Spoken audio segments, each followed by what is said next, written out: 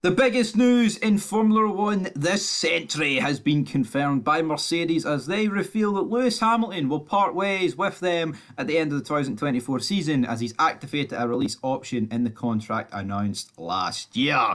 Welcome back to Fog Racing, and I don't think that's an understatement or an overstatement.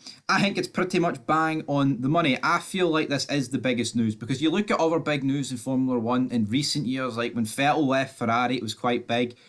But yeah, it was pre 2020. It was just before the outbreak. It was just literally before the outbreak had happened. And let's be honest, Vettel's stock since then, or during that point, it wasn't at its highest. Now, when Vettel went to Ferrari after 1 year at Red Bull, that was quite a big move. When Hamilton went to Mercedes, that was quite a big move. Michael Schumacher retiring the first time, I think, was much bigger than the second time. But in terms of like actual like news, I mean Lewis Hamilton, yeah, he's not won a world title in like over 3 seasons. Right, Max has won the last three, obviously, but he's still near enough at the top of his game for me. I don't think he's got that much worse since the six in a row. Well, no, he didn't even do six in a row, but since the Mercedes dominance, I don't think he's got much worse since then. So in terms of like, I mean, it's a seven. I mean, this would be like Michael Schumacher moving to McLaren in 2007. You know, like a level, like on that sort of level. It's massive. It is the biggest news for me. Lewis Hamilton. He always said he wanted to drive for Ferrari. The years went on. The years went on. I mean, you thought if he was ever going to drive for Ferrari, it probably had to be, I would say, 2022. That was like the last regulation change. He is getting on in age. But what this just opens a massive can of worms. Of course, Lando Norris. Not Carlos Sainz, he wishes. Charles Leclerc recently signed new deals at their team, so it looks like Lewis Hamilton will be partnering Charles Leclerc unless something else crazy happens, which is a great partnership, bear in mind. But what does it mean for Carlos Sainz? Does it mean Mercedes go for Carlos Sainz? Potentially. Does it mean Carlos Sainz goes to Alfa Romeo, tries to build Audi up from 2026 and onwards, tries to build that into an absolute beast of a team? What happens further down the grid? Who takes that Mercedes spot? Does Sainz go there? Does Alonso go there? Does Ocon take that spot? Does Alexander Albon take that spot? Does Lando Norris regret signing his McLaren contract? Does he want that spot? And what repercussions does it have for this season? Because obviously, right, there's been no testing, but they're obviously at the simulator, right? And Anthony Davidson said it's been the easiest Mercedes to drive in years. Easy to drive doesn't automatically mean a winner. Maybe Lewis Hamilton's just jumped in it and went, this is a big steaming crock of shite and I want nothing to do with it. Or maybe he simply just feels, I've always wanted to drive for Ferrari and I have to make this move now. It's now or never.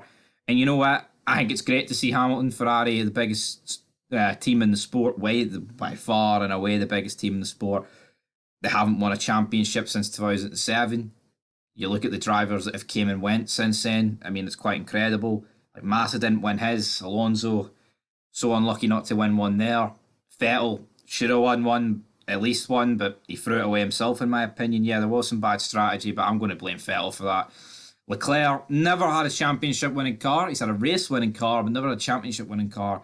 And now it's Lewis Hamilton's turn. And say what you want about Hamilton, right? But if he goes to Ferrari and lifts an eighth world title, beating Schumacher's record at Ferrari, bringing a first world title to them in donkey's years, it's going to... I mean, you can still have your opinions, but it's one of those things that it's like, well, that kind of makes him the GOAT on merit. Even though I don't think he is, it's just one of those things. If he goes and does that, it's like, that's incredible. It's like when Messi won the World Cup. I mean, I know, yes, the debate will always go on, right? But it's like when the top athletes in sport, they do that, like the thing that they need it to solidify things, and that's it. I think, but the way F1's going, I could see easily Max winning all these titles. But here, maybe Ferrari's got something planned, guys. It's going to be massive. I don't know, but we'll have more news on this.